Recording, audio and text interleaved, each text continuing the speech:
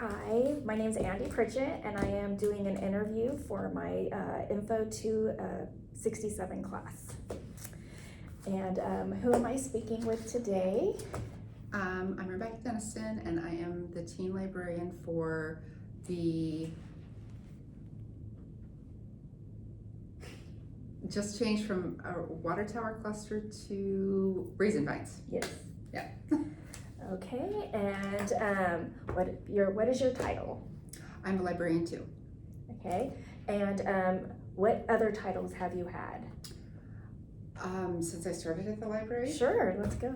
I was an aide, an assistant, a librarian trainee, a librarian, and now I'm a librarian too. I worked originally in community services as the teen services librarian, and now I'm currently the teen librarian for the Blossom Trails, no, not Blossom Trails. Raisin Vines cluster.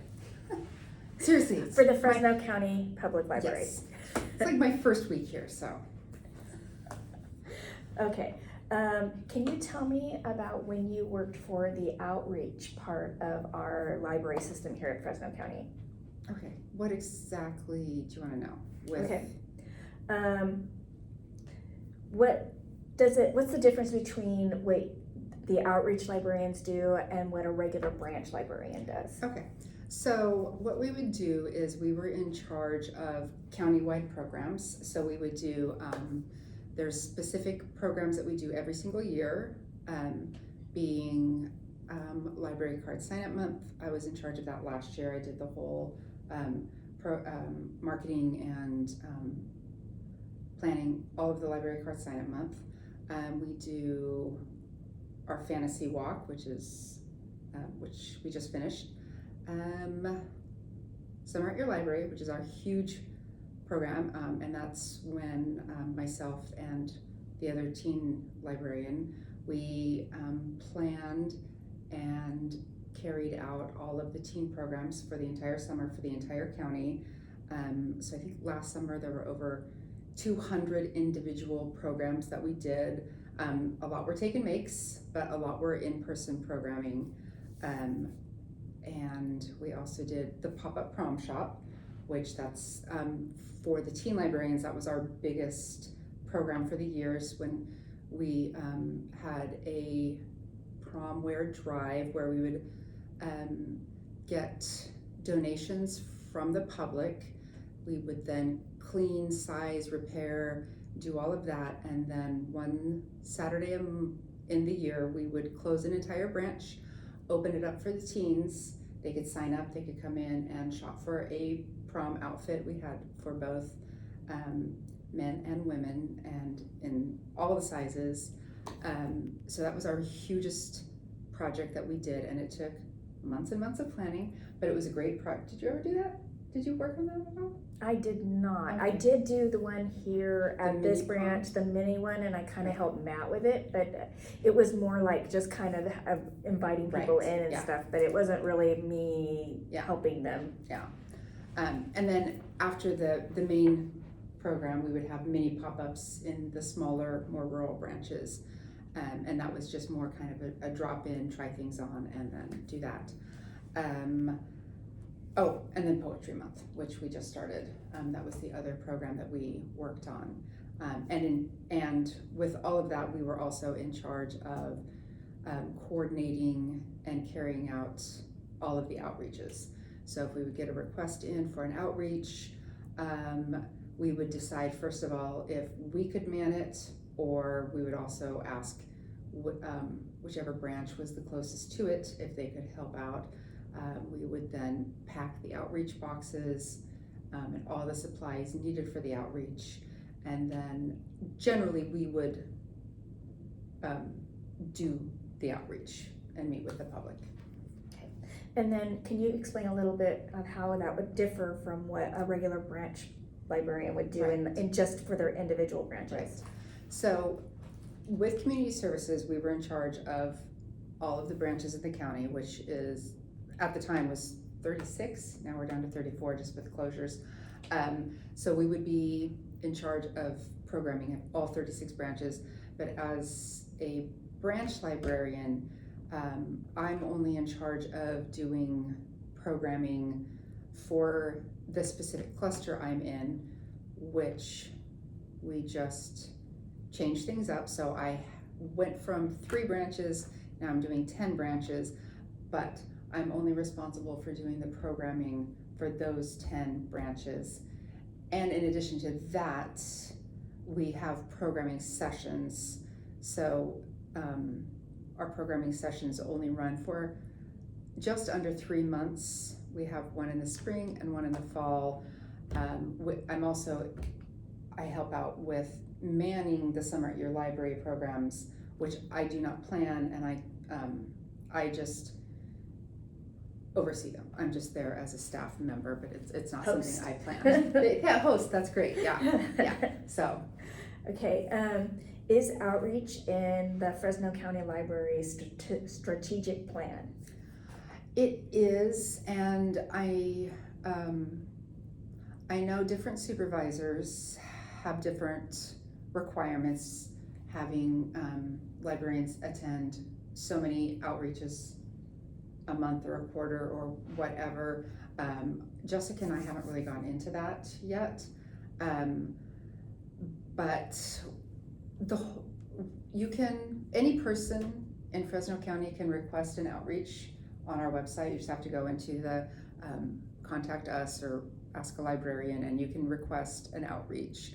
That doesn't guarantee you're going to get an outreach, but if we have time and staff available, we try to attend every outreach we can.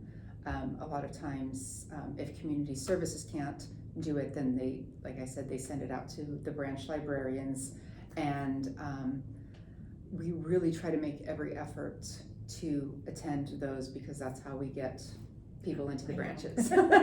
It's a very important part of what we do. Okay. How are goals and outcomes identified when you provide outreach? I mean, how does your you plan your goals? So when somebody requests an outreach, they generally tell us, what the outreach is for, like what kind of supplies they're looking for, what kind of information they're looking for, who the community is that we are serving in that.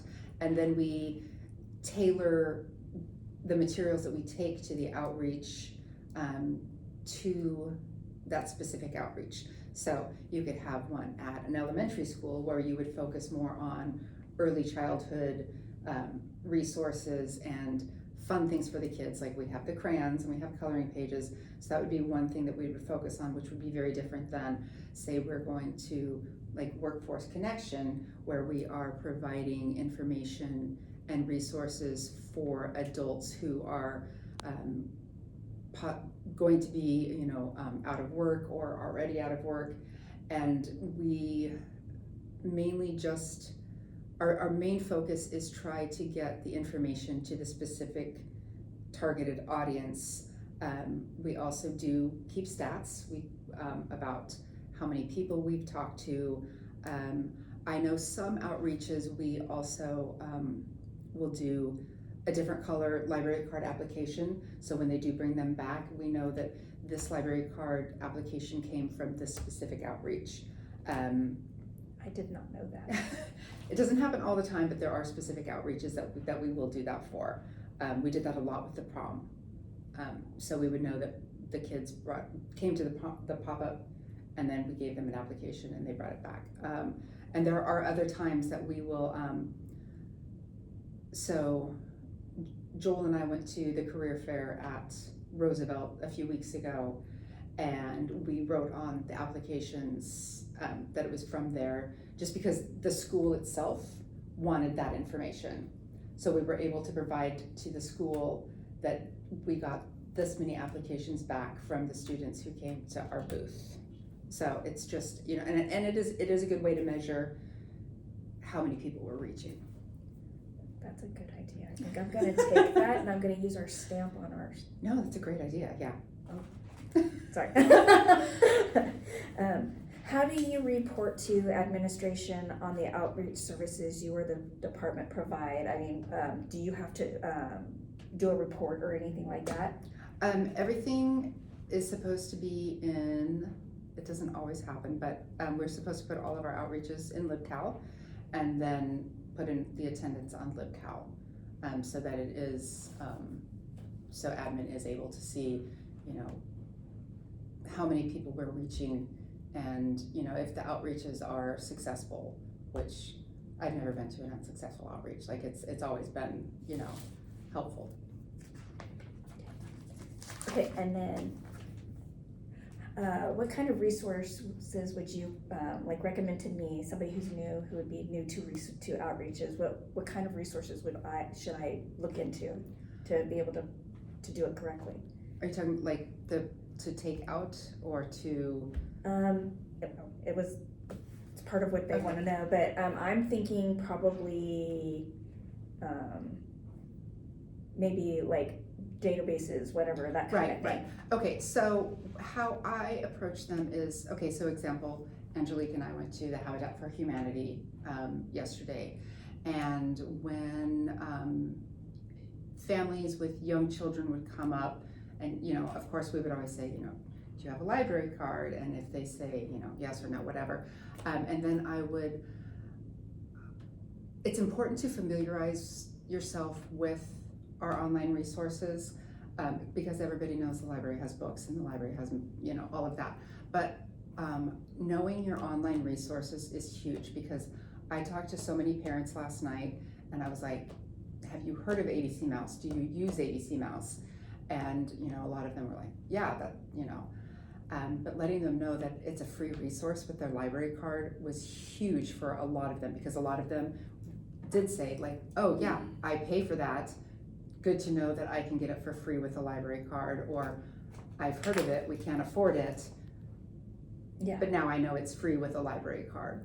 Another huge one for adults is Libby, because a lot of people don't know about Libby and they pay for Audible or they pay for, you know, another service.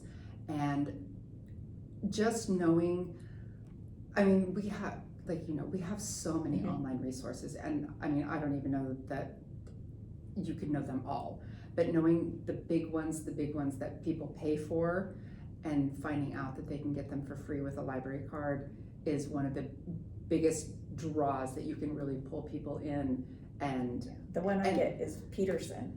Right, exactly. That's another huge one. Yeah, I've given that out a lot. Yeah. So just knowing your big ones and being able to target the people who you feel like would need it most. I think that's the biggest thing. So should I go on, like if I was going to do an outreach, if I knew the kind of clientele I was gonna go look at, should I go look on the onlines and then just like have a little cheat sheet? I think so. Another huge one is Rosetta Stone, because Rosetta Stone is very expensive, but it's also one of the better known language resources, you know, for learning a foreign language. And that is, I mean, it's really expensive to pay for out of pocket. And so that's another one. That's a really good one for like high school and college students who are looking to learn a second language. Letting them know about Rosetta Stone is a huge one. You know, and then we've also got, you know, like the Freegal and the Canopy and all the others, but ABC Mouse is huge for families with young children. Well, I'm going to say thank you to Rebecca. She has been very gracious to do this interview for me for my class. Thank you so much. Oh, no problem. Happy to do it. Thanks.